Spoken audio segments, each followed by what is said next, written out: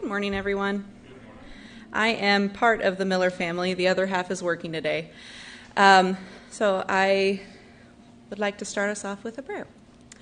Dear Heavenly Father, thank you very much for this day and for the wonderful blessings that you've given us and the chance that we have to come here today and learn more about you. And I ask that you'll watch over the teachers today and the speakers and bless our time together. And these things I pray in your Son's most holy name, Jesus Christ. Amen.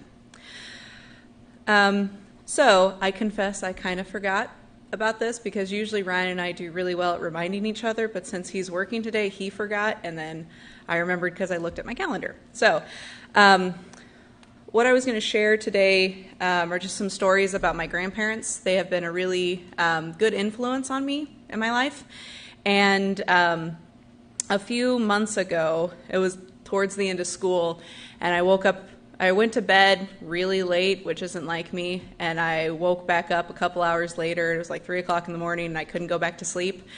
So instead of just laying in bed, I went downstairs to our computer, and for some reason I just decided to type up some of the stories that my grandparents had told me or that I remembered from them or about them. So I made a 4 or 5 page essay about my grandparents. So I was going to read part of that today. So to get us started, I would like to share from Matthew chapter 5, verses 6 through 16. And again, blessed are they that mourn, for they shall be comforted. And blessed are the meek, for they shall inherit the earth. And blessed are all they that do hunger and thirst after righteousness, for they shall be filled with the Holy Ghost. And blessed are the merciful, for they shall obtain mercy. And blessed are the pure in heart, for they shall see God. And blessed are all the peacemakers, for they shall be called the children of God. Blessed are all they that are persecuted for my name's sake, for this is the kingdom of heaven. Theirs is the kingdom of heaven. And blessed are ye when men shall receive you and persecute you, and shall say all manner of evil against you falsely for my sake. For ye shall have great joy and be exceedingly glad, for great shall be your reward in heaven. For so persecuted they the prophets which were before you. Verily, verily, I say unto you, I give unto you to be the salt of the earth. But if the salt shall lose its savor, wherewith shall this earth be salted? The salt shall thenceforth be good for nothing, but be cast out and be trodden under foot of men. Verily, verily, I say unto you, I give unto you to be a light of the world, a city on the hill, a city that is set on a hill cannot be hid. That makes me think of my grandparents, just because of how good of an influence they've been, not just on me, but it seems like everybody that's been around them. Kelsey can attest about how sweet they are and what they do for people. And I'm going to try not to cry, but it's fine. Anyway, so I'm just going to read some of what I wrote. So here's some background on my grandparents. Glenn and Betty Eggert of Odessa, Missouri are two of the most humble and kind people you could ever meet. I am going to cry. Jeez, wow. I love my grandparents. So their lovely red brick home sits on a picturesque farm. It's been the scene of many gatherings, lessons, and blessings. This couple has raised 5 children and are now blessed with 13 grandchildren, as well as their 6 spouses, and 14 grandchildren and counting. Needless to say, family dinners have had to be moved to a larger location. What started out as a young romance has blossomed into a blessed life together. Throughout the years, I have been given the great opportunity to be blessed by this amazing couple, as well as to hear their countless blessings that God has given them in their lifetime. Being able to call Glenn and Betty Grandma and Grandpa have been one of the key building blocks to my own personal faith. Their stories and examples have been such a blessing that I wanted to share them with others. So I kind of go into how they met. My grandpa originally was from North Dakota. They had a farmstead up there, and then they moved down to Odessa, to the farm that my grandparents live on now. And my grandma was originally from New Mexico, and somehow their family moved to Lee Summit, where she went to high school, and they eventually met. My grandpa was in the Army, and he had a really long leave one time, so he came back, and one of his greatest loves in life is football. And so the first thing he did is he went with his buddy to a football game in Lee Summit, where my grandma was a pep squad leader, not a cheerleader. There is a difference. She gets mad when I call her a cheerleader. And that's where they met. And then he He came back on leave one time. He hitchhiked across the country to go on a date with her, and then they were pen pals for a while, and then he came back again, and they got married. And this might be incorrect, but I think it's pretty true. My grandpa was a little bit of a ladies' man, and he had to cancel, I think, 2 dates when my grandma actually said yes when he asked her to marry him. But that's beside the point. Something about my grandpa is that he's not exactly the most careful man in the world. It seems that injury kind of is just attracted to him. I don't know if that's just his own personal choices or just the situations he's in. But this entire collection could probably just include how God has protected Grandpa in particular. I'm not sure if he's injured prone or he just puts himself in those situations. There's an ongoing joke in the family that Grandpa could be laying on the floor, missing an arm, and he still wouldn't go to the doctor. His pain tolerance is through the roof. However, he has also been extremely blessed and protected by the Lord. Not many people can say they used to drive around a house in a wagon. Grandpa, however, is one of those people. When he was a young boy, he was riding in the wagon with his father and one of his sisters. Grandpa was in the middle of the other two while they went down a steep hill. Grandpa's sister got scared and bailed out of the wagon. In the process, she pulled Grandpa out with her. This resulted in Grandpa being pinned by one of the wagon wheels. I'm not sure if you've ever weighed a wagon wheel, but they're about 20 to 40 pounds, not including the weight of what's inside the wagon as well. Grandpa said that he wasn't able to breathe while under the wheel. Great-grandpa stopped the wagon while he was still under the wheel. Once he realized this, he slowly moved the wagon off. Thankfully, Grandpa was unharmed and didn't have any lasting damages. I think he said he didn't even have any bruises, so that's pretty miraculous. When Grandpa was in high school, he was on the football team. His position was bench rider. His senior year, his coach was going to put in all the seniors for their last game. Understandably, Grandpa was excited. During the practice before the game, Grandpa was hit in the back by someone's helmet. He said that something didn't feel right, but he really wanted to play. Grandpa sat down for a while, and his coach noticed that he looked pretty pale. The coach told him to go take a shower. While cleaning up, Grandpa noticed blood. However, he still wanted to play, so he didn't say anything. He ended up passing out and being rushed to the hospital. There, he found out that his kidney had ruptured. Sadly, he never got a start in a football game, but he was extremely blessed to be alive. Again, that's my grandpa. I've seen him bleeding profusely, and he's still like, no, I'm fine. I don't need a doctor. Grandpa was a bit of a wild child in his younger days. On one occasion, he was cruising a backcountry road with some friends. The driver started speeding up and quickly was going well over the speed limits. This particular road had many hills and turns on it. While they were speeding down the road, another car came over the hill. As it got closer, the driver didn't notice it and kept his speed. When the two cars were close, they managed to barely miss each other. Years later, the Lord showed Grandpa that this was a night that he spared his life. Working on Grandma and Grandpa's farm was a way that my brothers and I spent quite a few summers. Whenever we helped Grandpa outside, he was sure to keep us safe. Whether it was wearing earplugs or watching where we stepped in the field, he always watched out for us. On the other hand, his own safety wasn't always his top priority. Once, my younger brother was helping Grandpa cut up a large tree. Grandpa was using his trusty chainsaw to do the cutting. There was one particularly difficult section to cut. The best way to get at it was to hold the chainsaw left-handed. Soon after, the chainsaw kicked back. Grandpa lost his balance and fell backwards with the chainsaw still going. My brother was mortified and wasn't sure if Grandpa was still alive. Thankfully, Grandpa slowly stood up with a cut in his leg. He turned to my brother and said, "Don't tell your grandma." And Grandpa went inside, cleaned his leg, and wrapped it with a clean sock around as a makeshift tourniquet. Meanwhile, my brother went inside, white as a ghost. When Grandma saw him, she asked what was wrong, but he couldn't answer. When Grandpa emerged from the back room, he said one of his best phrases, "Now, Betty, don't freak out." She responded with her favorite phrase, "Glenn Delbert, what did you do?" Then they went to the hospital, and Grandpa managed that he just needed stitches and time to heal. So, one of the things that my grandparents have also taught me is the power of administration. So, as a child, if I was sick or hurt, my parents would call Grandpa to come and administer to me. He would always pray that God would bless me, and I always was. And I'm going to still try not to cry, goodness. That developed a good habit in me. I learned to rely on God's strength in order to get well. Having a grandpa who was an elder was a tool that God used in my life many times. he continues to do so. On many occasions, I have called on my grandpa for administration, and after every one, I thank him, and he says, "Thank the Lord, darling." Anyway, when my husband and I decided that we wanted to get married, we came to Grandpa for guidance. He ministered to both of us. He ministered to both of us and asked God to guide our lives together. I'm extremely thankful for those prayers, and my marriage has been blessed today. I'm going to stop there because otherwise I'm just going to start crying, for real.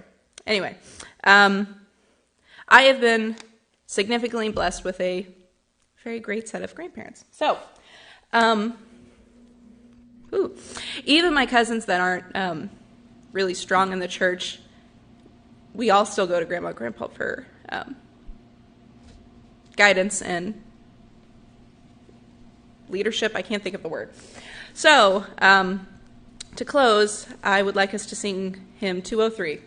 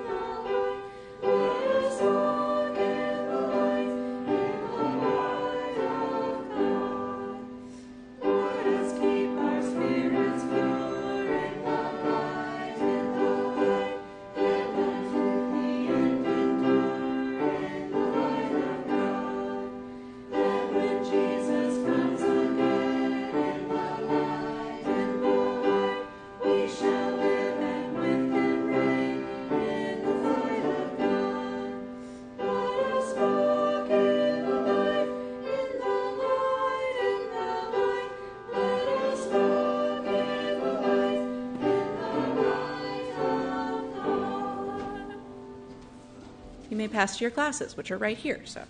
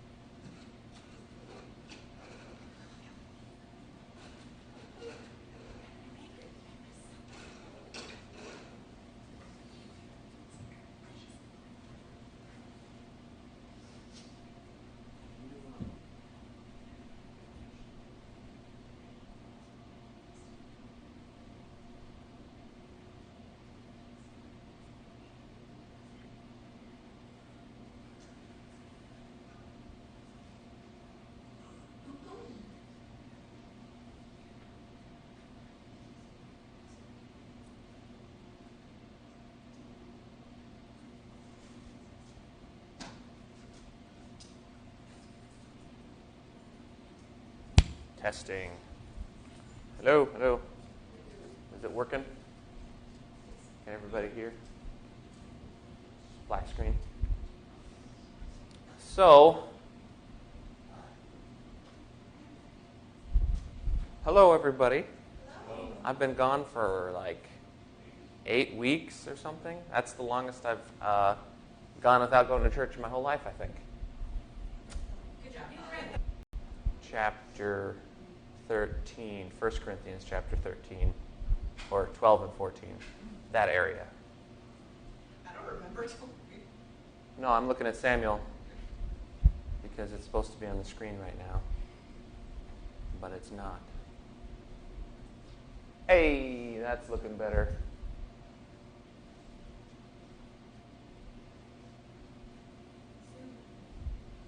There we go, that works. Yeah, zoom in a little bit.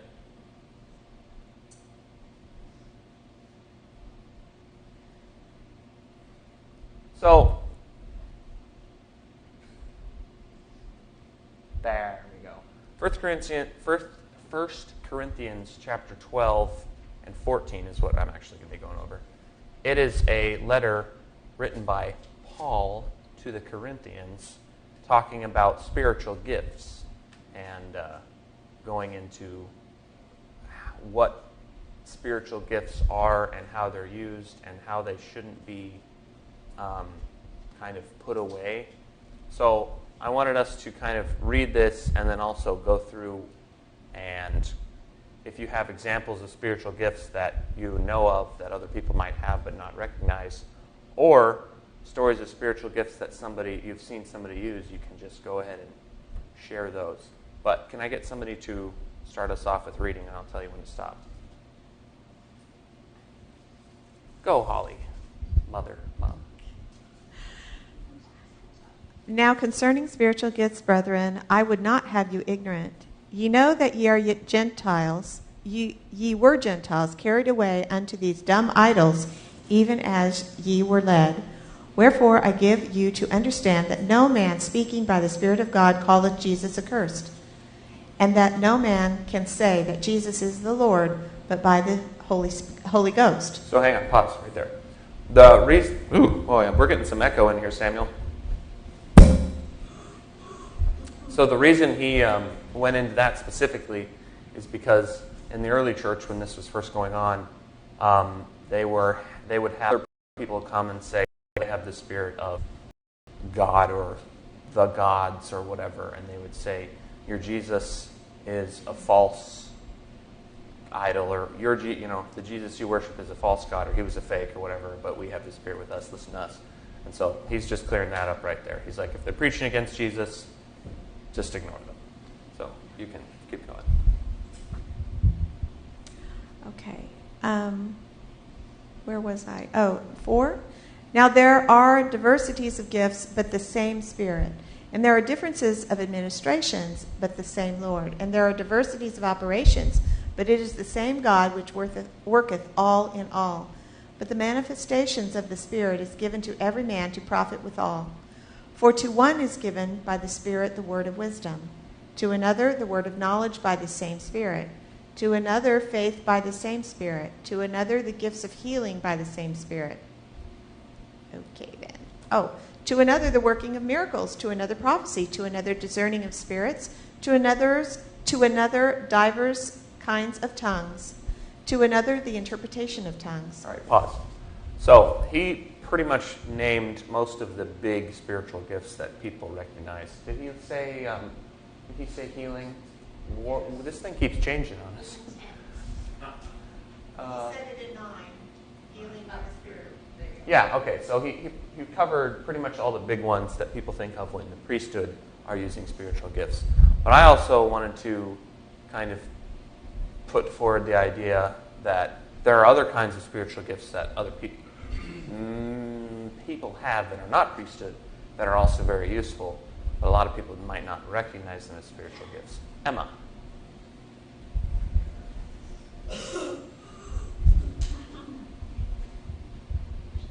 This might be slightly off the subject, but That's fine. Hopefully not completely.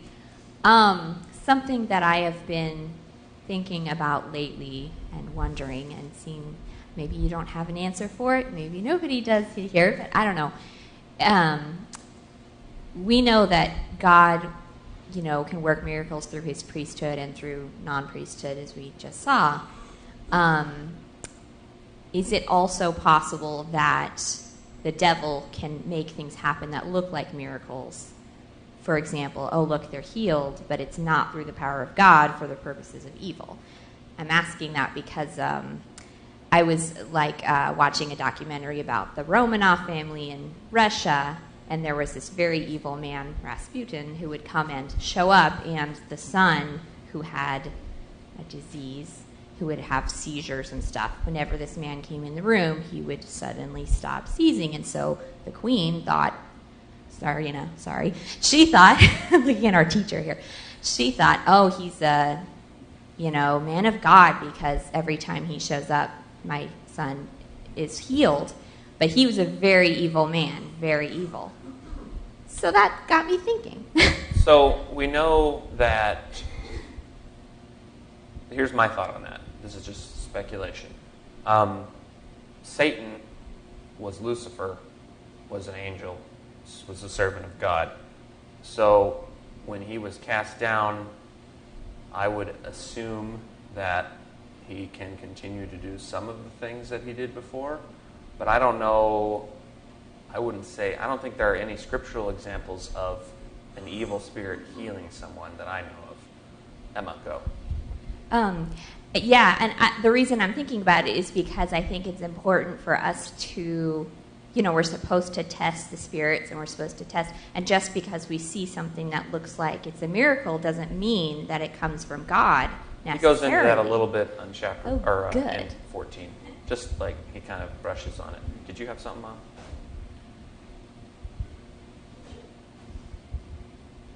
I was just going to say that in the scriptures it also says that Satan can appear as an angel of light to deceive the children of men. So since he is in the spiritual world, we are not. Things that he can do are things that we wouldn't understand and may be considered miracles by those who can't discern the spirits. So as far as healing someone, I haven't either heard of anyone being healed by an evil spirit. We do have examples of people being possessed by an evil spirit and them doing weird stuff. Right, so. but then again, that's not healing, that's something evil. But someone could interpret as being healed. Someone could interpret a lot of the things that Satan might do, because if he can deceive them by appearing a certain way, then that would mean that he can do things that would, some people would be considered miracles. So I would say yes, but as far as healing and things, I'm not sure about that part. Yeah, I'm not sure either. Rachel. I'm not sure about the healing part, but this made me think about Pharaoh's priest with Moses, how they did similar works to Moses, like with the serpents. And I know Moses' serpent ate theirs, but at the same time, if you were just watching that, you're like, well, they can do everything Moses does, so why should I listen to Moses? Yeah, that was trickery, but anyway. So, I was going to ask, does anyone have any examples that come to mind of non-priesthood yet still spiritual gifts that they've seen people use, or maybe somebody has, when you think of them, you think of that spiritual gift? Because I have something in mind, but I wanted to make you guys think of it. Emma. Well, I've heard testimonies from women, very righteous women, of dreams and things that they've had that I believe were inspired dreams of God, and they weren't priesthood members, obviously, so there's that. Otherwise, I can't think of any miracles other than I'm not blessings saying miracles. I'm saying spiritual gifts. Yeah. Which could mean discerning of spirits. Yeah. Yeah, it could be discerning of spirits. Rachel. The first one that comes to mind was like with words of wisdom, like mothers having the gift of wisdom for their children. That's a good one. Or teachers. What about somebody who's able to brighten the mood just by showing up? Would that be considered a spiritual gift? Like, there's a family. Say that again. You went too quick. I went too quick? Yeah.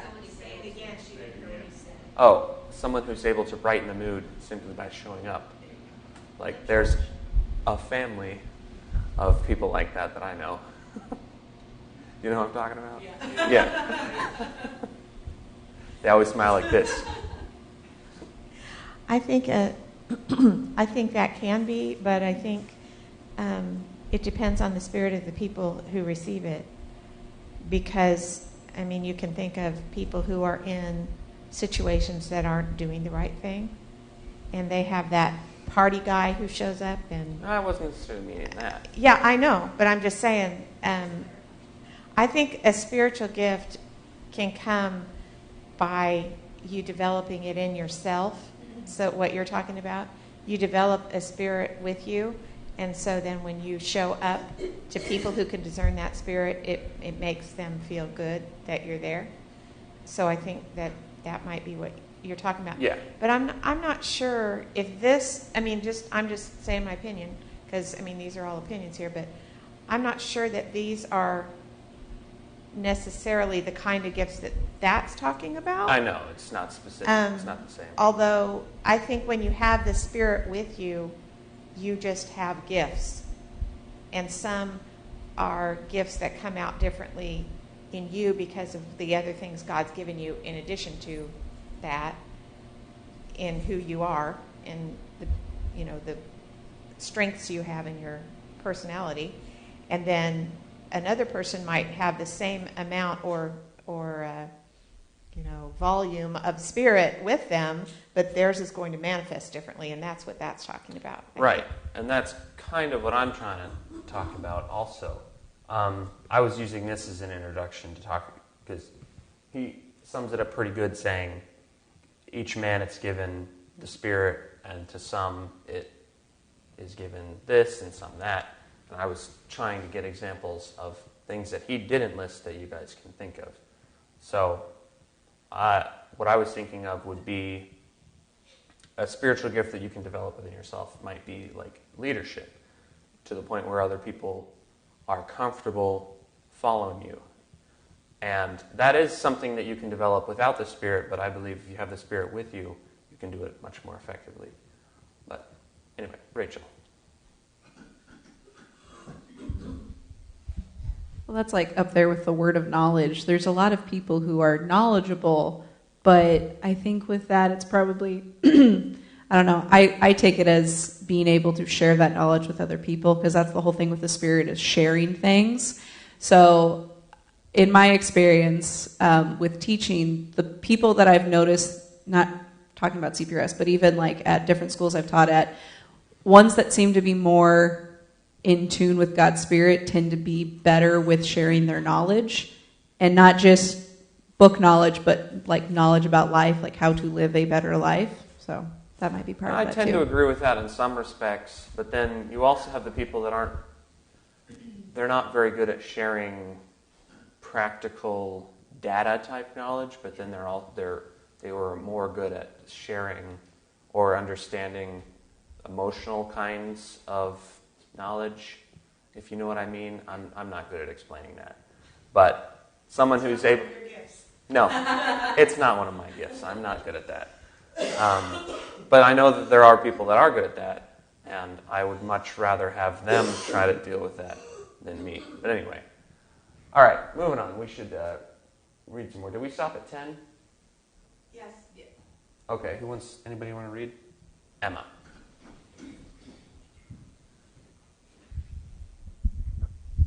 But all these worketh that one and the selfsame Spirit, dividing to every man severally as he will. For as the body is one, and hath many members, and all the members of that one body, being many, are one body, so also is Christ. For by one Spirit are we all baptized into one body, whether we be bond or free, and have been all made to drink into one Spirit. For the body is not one member, but many. If the foot shall say, because I am not the hand, I am not of the body, is it therefore not of the body? And if the ear shall say, because I am not the eye, I am not of the body, is it therefore not of the body? If the whole body were an eye, where were the hearing? If the whole were hearing, where were the smelling? But Now hath God set the members, every one of them, in the body, as it hath pleased him. And if they were all one member, where were the body? But now are they many members, yet but one body. And the eye cannot say unto the hand, I have no need of thee, nor again the head to the feet, I have no need of you. Nay, much more those members of the body which seem to be more feeble are necessary. And those members of the body which we think to be less honorable, upon these we bestow more abundant honor, and our uncomely parts have more abundant comeliness.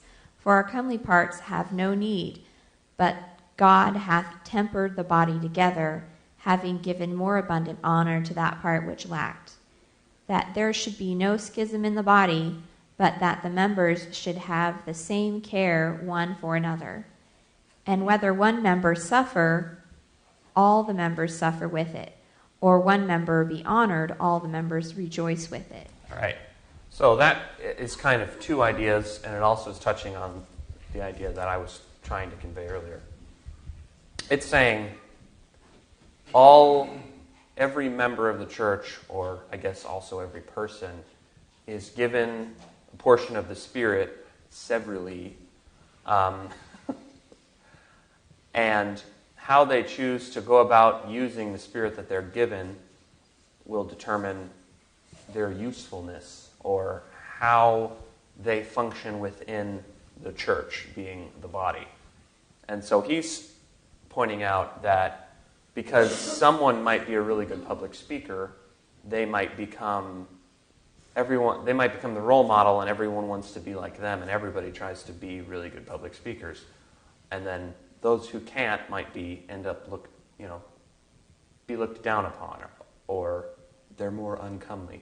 But he's trying to point out that everyone has spiritual gifts that they're able to contribute, and none are more or less important than the other ones, because we need them all to be a complete body. So that's why I was thinking of having spiritual gifts that are more priesthood-oriented, and other spiritual gifts that are more hidden, or people don't really think about them. I was trying to have people think about the spiritual gifts that aren't necessarily around. Emma.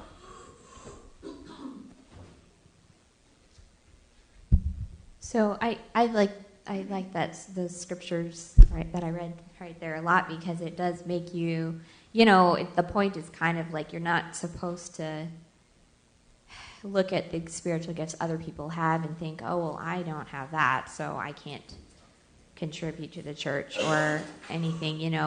It's God wants you to work with the gifts he's given you, and to find out, so it's important to find out or think about what blessings have God given me, and that, things that I can do, and not think of yourself as less or better than anybody else who's doing anything else just because they're doing something different than you can do or would do. And that's the general idea I'm trying to convey to you guys with this class.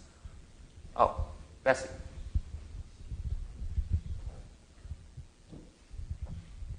I was just thinking about what somebody over there said about somebody, or maybe it was you, said somebody's an extremely good speaker and everyone tends to follow that person and give them great honor. And everyone wishes they were like that. It kind of goes back to the 10th commandment, thou shalt not covet, because we do tend to covet the gifts that other people have. But there are more gifts, like one person might be an extremely good speaker, but they don't live their life as well as they should, whereas someone else who's not a very good speaker may be an excellent example of how we should be living our lives in a Christ-like manner. That's true. Oftentimes people that have a really high level of charisma are also easily swayed by popular opinions, and then they can use the assistance of someone who's a little more grounded sometimes to keep them on track. So that's true. Holly. I was going to say, if you're thinking about a body, I don't know, I might have zoned out for a minute, so I hope I'm not repeating something. But if you think about the body, there are lots of parts of the body that aren't thought about. You kind of said that, I think. He also said that. Okay. And, but then you also have to think about when those parts of the body aren't working, you don't understand why the body is ill. Because you aren't noticing, you think everything's going and we're doing all these things we're supposed to do, but those gifts that are supposed to be working aren't working if they're not doing their job. Just like if the speaker isn't up there speaking, or the person serving communion isn't doing that, or whatever the things are that people see, those people that aren't up front or doing things like that, if they aren't doing their part, then the body isn't working the way it should, because all the parts should be working. And also, if you do have that spirit about you, you desire to work. Because God's spirit in you makes you want to do something, makes you want to serve and want to participate in whatever way you can. And it gives you a motivation, I guess you could say, within your heart or in yourself. That spirit's there, that motivation brings those gifts out, and then you start working in your part in the church. So I think that the illness in the church in general is, one, what we just talked about where one is saying, well, you're not important, your part isn't important, you're not part of the church, and that breaks the church up. But even when it comes together, if everybody doesn't do their part, it's still not working. Yeah, or also someone who might have a inclination to act a certain way, or, their gift is this, but it's not a real thing that you see. They might think, well, I need to work on not being like that. I need to work on having, being a good public speaker, or I need to focus all my efforts on doing something else that other than what I'm good at doing. And then the thing that they were doing gets left behind. Rachel or Holly, either one. Oh, I just want to say one more thing. One of the things that was the biggest blessing to me, and I've said it before, and Mark's going to be shocked that I'm saying it again, but just the woodwork in here and the work he gave, this gift has been awesome to our ranch and to any visitors that come. It is just a blessing, and that was one of the gifts that he's given, and he's given it over time. Continues to do it in different things. I mean, that is a really great blessing that he's given. But even people who will do phone calls and let people know about things, those are important. People who send out cards, and like Rose doing the decorating that's somebody I was going to mention. Yeah, Rose and my mom did these flowers. I mean, to me, that's a blessing. I mean, when I walk in and I see that it's taken care of. Because you guys would not want me doing flowers. No.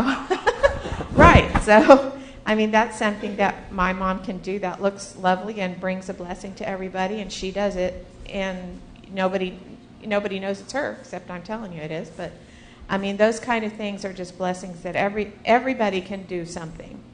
And if they're not doing something, the Spirit needs to work in them more, and they need to, do that. So that, because they can all be a blessing, everyone can be. Go ahead, Rachel.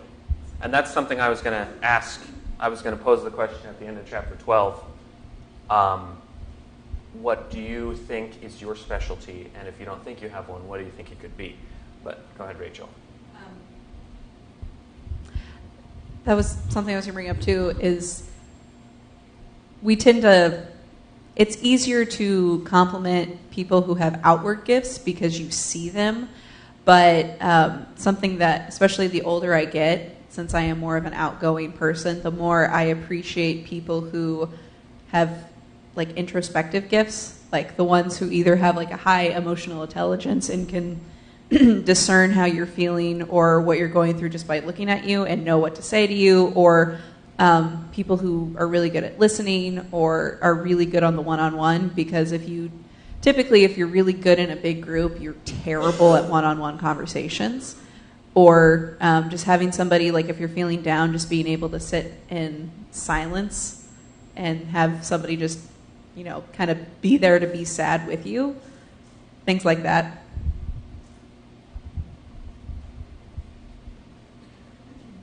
I agree. The difference between outward showmanshipy type gifts and inward, more reserved type spiritual gifts is, one, the outward gifts, people seek them out a lot of the time.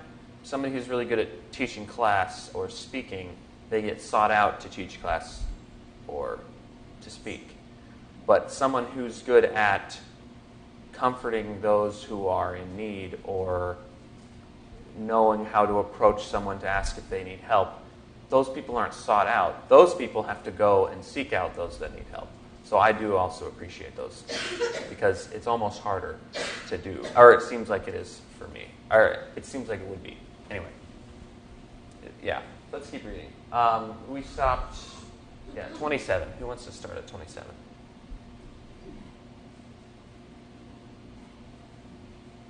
Matthew.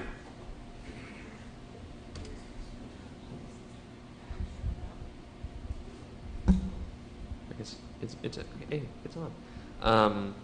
Now ye are the body of Christ, and members in particular. And God hath set some in the church, first apostles, secondarily prophets, thirdly teachers, after that miracles, then gifts of healings, helps, governments, diversities of tongues. Are all apostles? Are all prophets? Are all teachers? Are all workers of miracles? Have all the gifts of healing? Do all speak with tongues? Do all interpret? I say unto you, nay, for I have shown unto you a more excellent way. Therefore covet earnestly the best gifts. Boom. So, that is what I was going to ask. What gifts do you think that you have or could work on to have the best? Or, I guess, better than anything else you could do. So if you were going to sit down with God or Jesus and he was going to say, all right, so I gave you gifts, what are they? What do you think your answer would be? So if anyone cares to share with that, you can raise your hand at any point. Go ahead.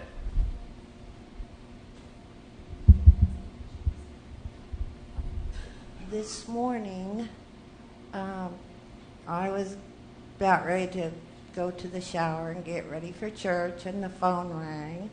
And I'm like, why is she calling me? She knows I go to church. But I answered, and she was very depressed. And so I listened to her, and I talked to her. And by the time we were done, she was feeling a lot better. And then I have another friend that when I talk to her, she tells me, you light up my whole world. You make me happy when you call me. So I think I have a gift for that. For emotional support. Yeah, that's good. See, when you recognize your own gift, or that's kind of presumptuous, I guess. Like, I have this gift.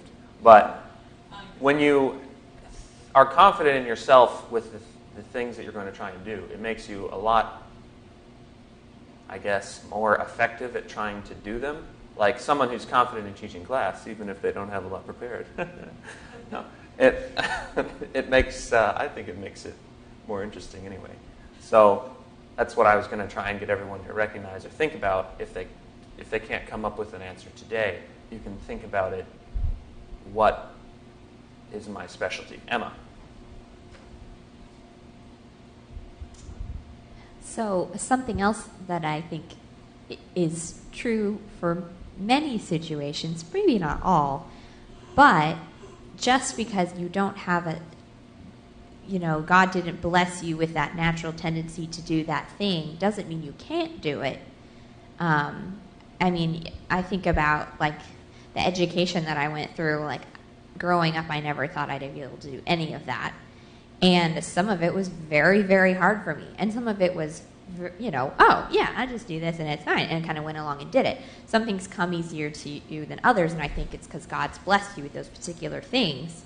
But that doesn't mean that you can't do the other things, or that, you can't maybe you can't ever do it as well as someone who has been naturally blessed, but you could possibly do them, which is, I think, amazing, because there's so many different things you can do in the world, and it doesn't mean you're going to be perfect at them or the best at them, but it also doesn't mean that you shouldn't ever try, or if there's a need that you can't try to help with that need. I think that God has blessed me with a particular talent of understanding the way children think, because I can a lot of times understand what a child is thinking or feeling in situations, and which helps me communicate with them, or helps, I can help them think about things in a different way, or try to resolve the situation because I understand exactly what they're thinking, or it seems like I do, because they tend to listen to me and stuff. So I've followed that gift that God's given me to working with children and teaching Sunday school classes as well. I agree. I think that everyone has a certain thing that they're going to be best at. But I also don't think that means that, well, hey, I'm not the best at that, so I'm not going to do it. That's not the right attitude. Using the example of the body that he was using, I've seen a guy shoot a bow and arrow with his legs because he didn't have any arms. So you can do it. It doesn't mean that you're going to be the best at it, but he was pretty darn good with his legs. So, it's not a good excuse. Holly, Mom, I don't know what to call you up here. Mom's fine. Mom, okay. I think that when situations come up that we are in, God can give us the gifts we need at the time we need them, if we are preparing ourselves. I think when there is a need and you are available to fill it, that fear of not having the right gifts shouldn't be a concern. Because if you have the opportunity, you have the ability, meaning ability because you have the time and you're available, and a need is brought up, God can give you the gifts at that time if you need them. I believe that. I agree. And I believe he does that. And I think a lot of times people use fear to stop them from taking on a task that needs to be done when they could fulfill that need. And I think that's another reason that a lot of times the church is broken, because people aren't willing to step up and discipline themselves if they need to be prepared. Another thing that I think is really neat, I think my dad has a lot of gifts, but he prepares himself really well. And even if he doesn't know where he's going to present something, if he has time, he's still preparing it. He's still starting to prepare a class or whatever, and he doesn't even know where he's going to end up giving it, but he's preparing one anyway because he has that gift and he has that desire and that motivation.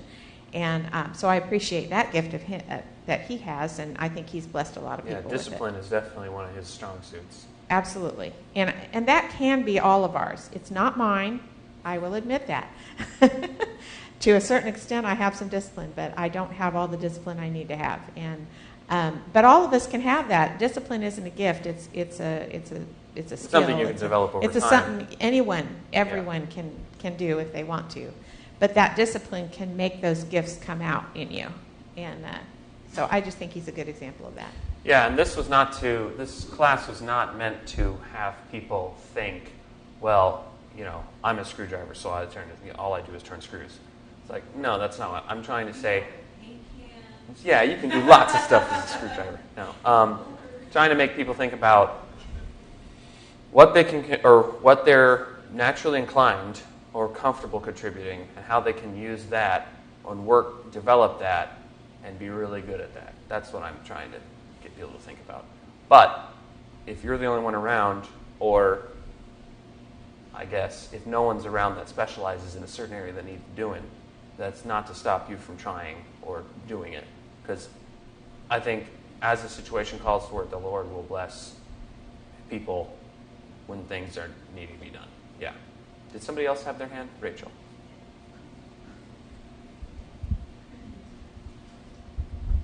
I think that an important thing with gifts is, like we're talking about, is having discipline, because just because you're good at something naturally doesn't mean that you can just, not work on that gift and make it the best that it can be. That's something that I've kind of noticed with doing The Sound of Music. There is a ting that's really annoying. There's some people that whenever they're naturally better singers than like I am. Like I can carry a tune, but I'm not like the best. But so I'm realizing I'm having to work harder to actually learn notes rather than just what I think it should sound like. That makes sense? Like I actually have to learn the music and sit down with the music and listen to it in order to learn it. And something I've noticed is that I've been able to hit the notes correctly more often than the other people in my group that are naturally better singers. But it's just because they've said it themselves, they're too lazy to actually try. And I'm not saying that I am a good singer. I'm just saying that it's taken me longer to do it, but it's still getting. Right, and I think that's kind of across the board the case. Somebody who's more naturally inclined to do something and just kind of goes and tries and goes, oh, that was pretty good. They're not going to be as good as somebody who might not be as more naturally inclined, but puts in the work and is actively seeking to do better. So I agree with that. Okay, good. So, 1 Corinthians chapter 13, he talks about faith, hope, perfection, charity, the whole thing. But that's not really consistent with this class, so I skipped it and went to 14, talking about the objective of spiritual gifts and edification. This one's a little harder to tie in, but I figured I'd include it. Anybody want to read? Rachel. Follow after charity and desire spiritual gifts, but rather that ye may prophesy, right? Prophecy? For he that speaketh in another tongue speaketh not unto men, but unto God. For no man understandeth him, howbeit in the Spirit he speaketh mysteries. But he that prophesieth, speaketh unto men to edification and exhortation and comfort. He that speaketh in another tongue edifieth himself, but he that prophesieth edifieth the church. I would that ye all speak with tongues, but rather that ye prophesied. For greater is he that prophesieth than he that speaketh with tongues, except he interpret, that the church may receive edifying. Okay, pause. So the reason he's going into this is a common practice even today is people to speak in tongues, where they just stand up and yell a bunch of gibberish and sit back down, and nothing else happens. That, I believe, is wrong. It's trickery. It doesn't mean anything. There's a lot of evangelist-type churches in certain communities. That's as far as I'm going. That this is a common thing that happens when they're in the Spirit. It's not true. It's wrong. Speaking in tongues that comes without interpretation, it doesn't mean anything. It has to have the interpretation so that people understand the message or the prophecy or whatever. So that's kind of what he's addressing right there. Emma.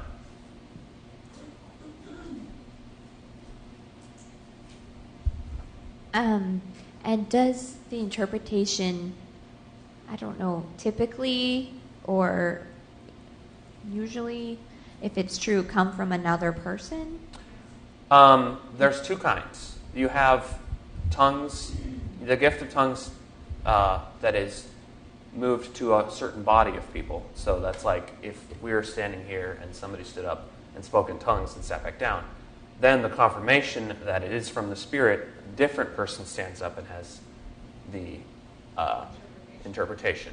But then there's also the gift of tongues, which is to help people communicate that don't speak the same language. That happens between a small group of people, where I go up to somebody who speaks French and we're just talking, and I share the gospel with him, and he doesn't speak English and I don't speak French, but we can understand each other. So that's the two different kinds. But tongues is always to help people understand or communicate. There's never anything that's just supposed to be spiritually wow, but then no understanding comes with it. And that's what he's trying to clear up. He's saying the gift of tongues always increases understanding. Bessie.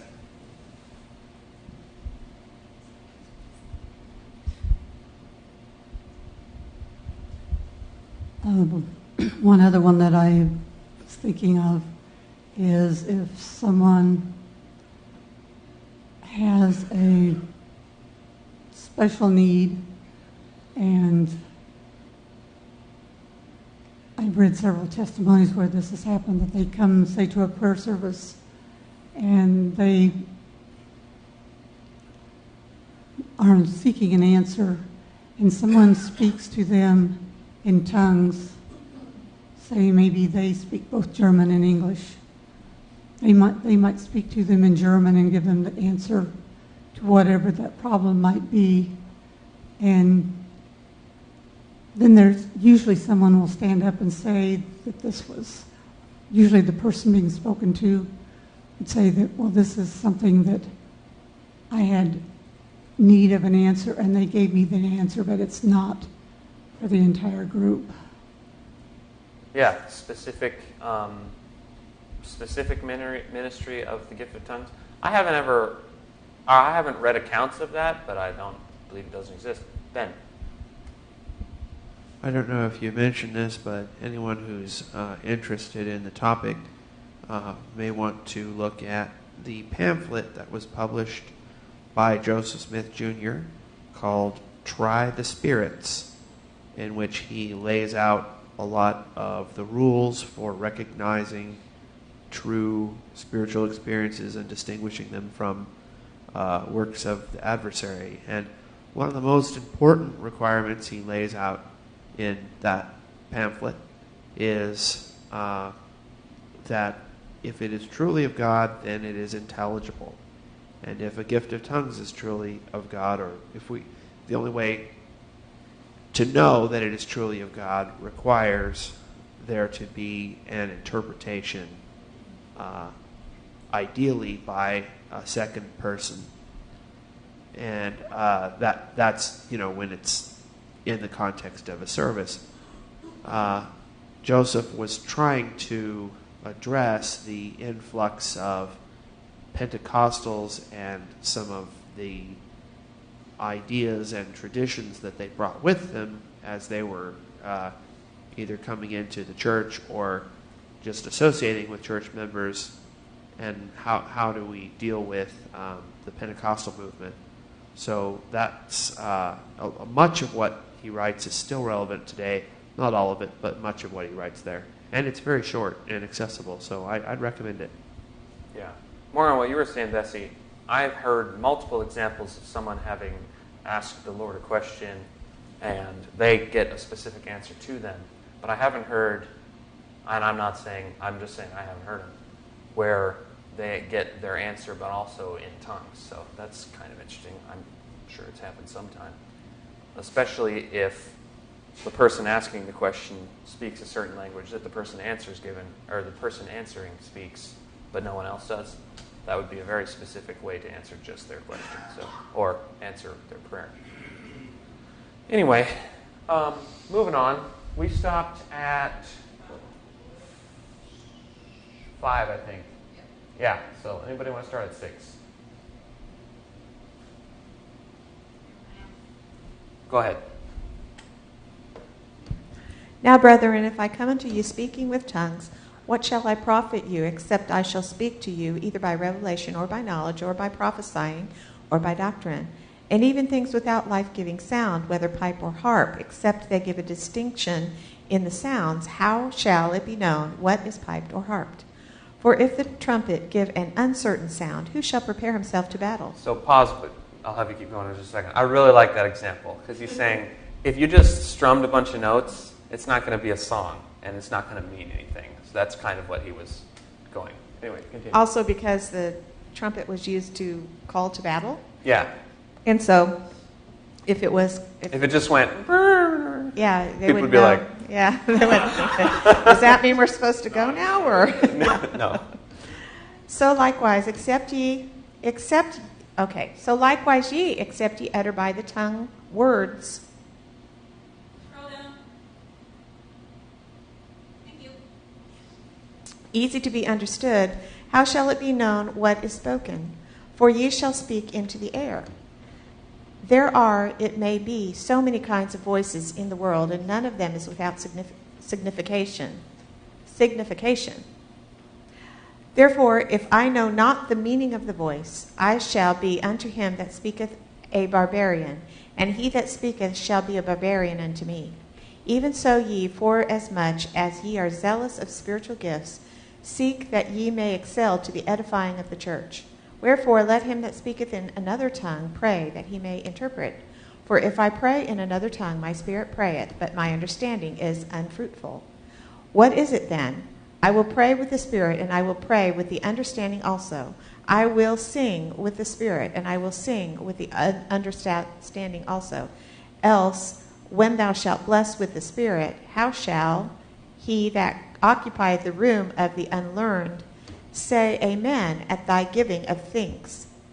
I don't understand that part. Amen at thy giving of thanks, seeing he understandeth not what thou sayest. That's a really weird phrase. He's saying trying to convey an idea. I believe that's what he's saying. Okay. Giving of thanks, like my thoughts. Oh, okay. That's a weird, yeah. Yeah. For thou verily givest thanks well, but the other is not edified. I thank my God, I speak with the tongues more than ye all. Yet in the church I had rather speak 5 words with my understanding, that by my voice I might teach others also, than 10,000 words in another tongue. Yeah, he's really upset about the tongues thing. He just goes on and on. Brethren, be not children in understanding, howbeit in malice be ye children, but in understanding be ye men. Be men. In the law it is written, with men of other tongues and other lips will I speak unto this people, and yet for all that will they not hear me, saith the Lord. Wherefore tongues are for a sign, not to them that believe, but to them that believe not. But prophesying serveth not for them that believe not, but for them which believe. If therefore the whole church be come together into one place, and all speak with tongues, and there come in those that are unlearned or unbelievers, will they not say that ye are mad? But if all prophesy, and there come in one that believeth not, or one unlearned, he is convinced of all, he is judged of all. And thus are the secrets of his heart made manifest. And so falling down on his face, he will worship God, and report that God is in you of a truth. Okay, man. So, yeah, that was... Don't do the tongues thing unless it's from God. That's basically what he's saying there. I think he goes on about it even more. Can we skip a couple of pages here? Can I say something too? Go ahead. I think he's also distinguishing the idea that when someone who is an unbeliever walks in and all they see is a bunch of people giving a bunch of gibberish that doesn't mean anything and doesn't speak to him, he's just going to say these people are mad. They're crazy people. Whereas if it is an organized situation and if someone stands up, then there is interpretation and there is communication going. He's going to understand and it's going to speak to him, and he's going to be convinced and believe God. So I think the other scripture that says God is not the author of confusion, I think is pretty clear as what he's saying. He's saying it's not confusion is not of God. One more page. Scroll down. Scroll down one page, please.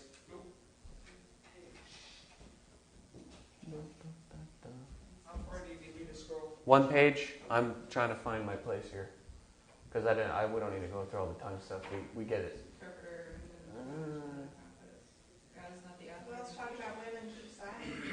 Well, yeah. I guess we can read that, and I'll go into that. But this is all a big lesson from Mrs. Wilson that I'm repeating, basically. Okay, let's start at 28, because that's kind of the same idea of what we were talking about. Go ahead, Rachel. Okay.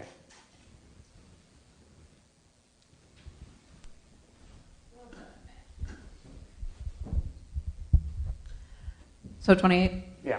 So if there be no interpreter, let him keep silent in the church, and let him speak to himself and to God. Let the prophets speak 2 or 3, and let the other judge. If any be revealed to another that sitteth by, let the first hold his peace. For ye may all prophesy one by one, that all may learn, and all may be comforted. And the spirits of the prophets are subject to the prophets. For God is not the author of confusion, but peace, as in all churches of the saints. Yeah, what he said here, if anything be revealed to another that sitteth by, basically if you're saying, hey, I'm going to have the gift of tongues, like you're going to tell the person sitting next to you, that is not the person that's supposed to stand up and give the interpretation. Never supposed to be communicated beforehand what's going to happen. Anyway, continue. Let your women keep silent in the churches, for it is not permitted unto them to rule, but to be under obedience, and also saith the law. Okay, pause. These next scriptures, there's context that goes into it that I'll explain after you read them. Go ahead. Sorry, go ahead. Thomas ripped the microphone from me. I'm not supposed to speak. And if they will learn anything, let them ask their husbands at home, for it is a shame for women to rule in the church. Came the word of God out from you, or came it unto you only? If any man think himself to be a prophet or spiritual, let him acknowledge that the things that I write unto you are the commandments of the Lord. But if any man be ignorant, let him be ignorant. Wherefore, brethren, covet to prophesy, and forbid not to speak with tongues. Let all things be done decently and in order. Okay, so the women thing, he was very upset about the influences that paganism was having on the church in general. And women being up front in church was used in inappropriate ways. There's a good way to say it. And he was very concerned about that.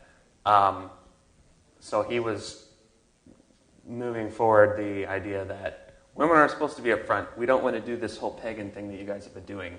Don't do that. Go ahead.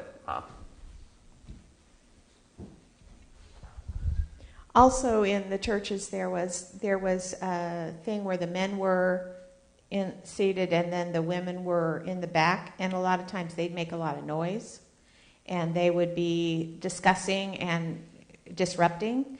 And so another interpretation of that was they shouldn't be doing that. If they want to talk about it, they should talk about it with their husbands later at home, so they're not causing disruption. Right. That was part of it too, because the men and women were separated at that point at church, and so that was another interpretation of that. In other words, it's not meaning women can't teach classes or speak or whatever, or we're in real trouble if we're wrong about that. That's not going to work.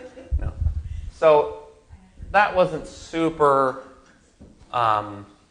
relatable to the idea that I was putting forth earlier, but I figured I'd include it because it was in the same context of how spiritual gifts are supposed to be used. So that chapter, or chapter 14, was talking about how each spiritual gift, mostly about tongues though, he talked a little bit about prophecy. Each spiritual gift has a set of rules that comes along with it, and how that it is supposed to be used. Like, you don't administer to someone who didn't ask for it. You don't just force it on them. And you don't just stand up, or you don't just write a prophecy down on a piece of paper and then be like, boom, this is scripture. There's a process that has to go with it all. So I figured I'd include that when we're talking about spiritual gifts. Anyway, so I was going to re-ask the question, does anybody have or has thought about within themselves what they would be good at, or what spiritual gift they would be good? We got yours. I don't know if this is a spiritual gift, but this is definitely what I'm good at. I'm good at following logical chains. So I can start at one place and move to the logical conclusion of whatever that is. So that's helped me in my work, but it also helps me with dealing with how people are going to react to certain situations. So I think it's helped me be a camp counselor when I was doing that, but it's also helped me build relationships at work or with other people. It's a good way that I can relate to people, not necessarily about how they're going to be thinking emotionally, but just how they're going to act. So I've tried to use that, for good and not evil. So I guess that's kind of a spiritual gift. That's what I'm good at. Does anybody else want to share what they're good at, or what they think they are? Or what somebody else is good at, what you've recognized as somebody else. Okay, fine, do that. I think it's my personal opinion that everyone should know about themselves and kind of be comfortable with that. So if you know, okay, Mom, I'll just be quiet. It's not bragging. No, it's not. I was going to share about Thoric. I think Thoric is very good at finding ways to speak truth that in a way does not offend people. That is not offensive. Yeah, that's a hard thing to do because some of the things that need to be said are hard, and he seems to be able to do that with it still makes you feel good at the end, kind of thing. So I think he's really good at that, and he's really good at generally uplifting everybody around him, which he's I really appreciate good a at lot. conveying that he cares about you, not that he cares that he gets to correct you. Right. Which is what it comes off at a lot of times if someone has to be corrected, is that, hey, you're doing wrong, and that makes me feel so good. No, Thoric's not like that. Right. And I was going to say, I think Sarah is very good at figuring out ways to present something, an activity or something that'll make everybody feel like they want to participate and want to be a part, and she did that as a kid. Yes, she's always done that well. Yes. Emma.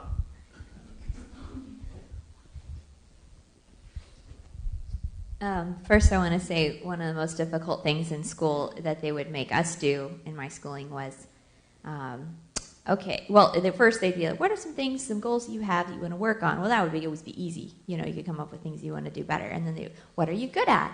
That was the worst. Because you'd have to,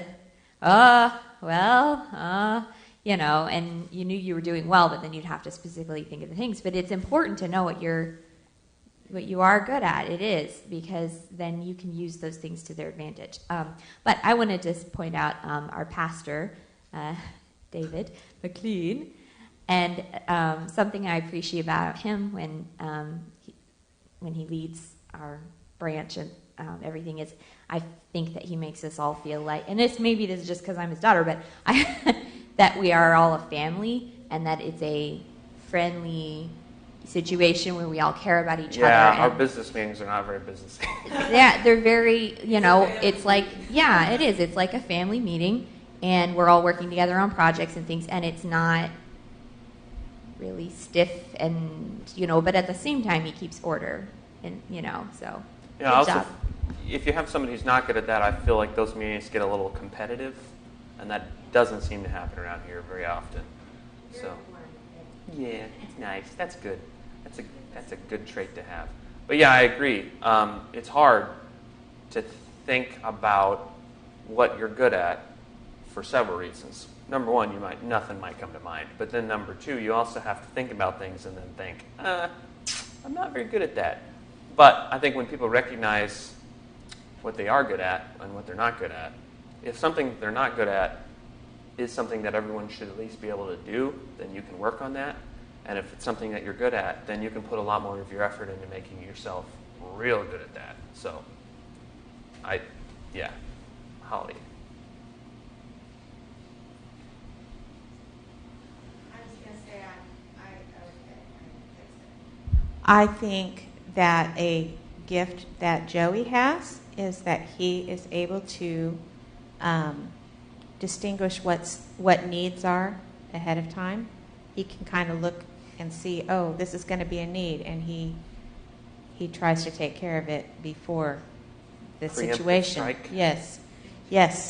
And that is a really great gift for someone in his position in the priesthood, because it makes everything run smoothly.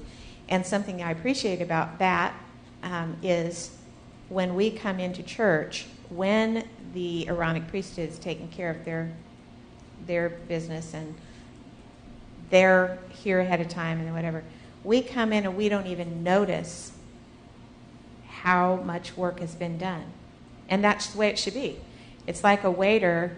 You're not supposed to notice when they come to your table and refill your drinks. You're just not supposed to notice it. They're supposed to know that you're going to need it, and they come to do it, and they move on, and you don't even notice. And wow, all of a sudden your drink is full. And that's the way a lot of the Aaronic priesthood work is supposed to be. And for instance, I don't know who did it, but there's the communion thing already for this today. It's already there, and it's already prepared, and the Aaronic priesthood did that. And those members who walk in, it's just ready. I don't know. Maybe it was an Aaronic. I think the Melchizedek priesthood did that. Okay, the Melchizedek priesthood. Whatever the priesthood who did it, it's there and it's prepared ahead of time. And we members walk in and it's taken care of. And I just think that's great. Same with like the lawn and anything else that's done. And I think there are some people that are good at diligence, and it doesn't wear them down to just do stuff like that all the time for years and years. And there are other people that get totally just, oh man, another week of doing these little tasks. Exactly, and they just have to work on it. Yeah, endurance. There you go. That's a good one. Rachel.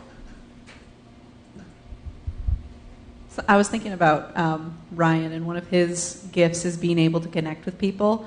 Like, he has a genuine interest in whatever you want to talk to him about. Like, if he meets somebody new and they really like sports, he will ask them very specific questions. He'll get really into it. He doesn't necessarily personally care about sports himself, but if that's something you're interested in, he's really good at connecting with people, like on an honest level. And Kelsey is really good at balancing me out. That's a very specific It's a gift. very specific gift. It's hard. But no, like, especially when we were little kids, like, I was extremely like wild and crazy, and she still is a very good calming force. And so if I want to like run around and do stuff, she'll just kind of sit and let me get my energy out. And then once I'm done, I can like sit and actually be calm and have actual conversations. But yeah, Ryan, he is good at connecting with people to the point where he gets real upset if somebody's not his friend. So he's like, "Be my friend. Please love me." So, well, I'm gonna be cutting it off there. Let me see. Yep, right there. But I want people to think about maybe over the week what you're good at. If you don't have anything specific that you can grab onto, think about what you're good at and what you might need to work on with your spiritual gifts. That's what I got.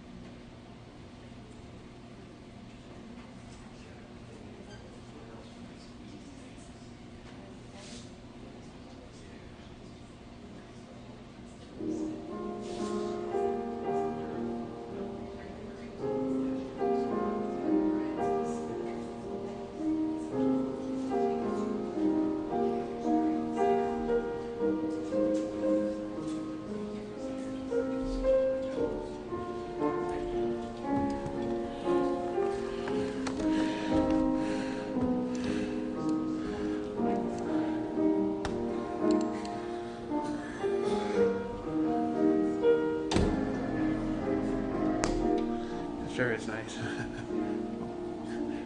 I want to turn the mic down.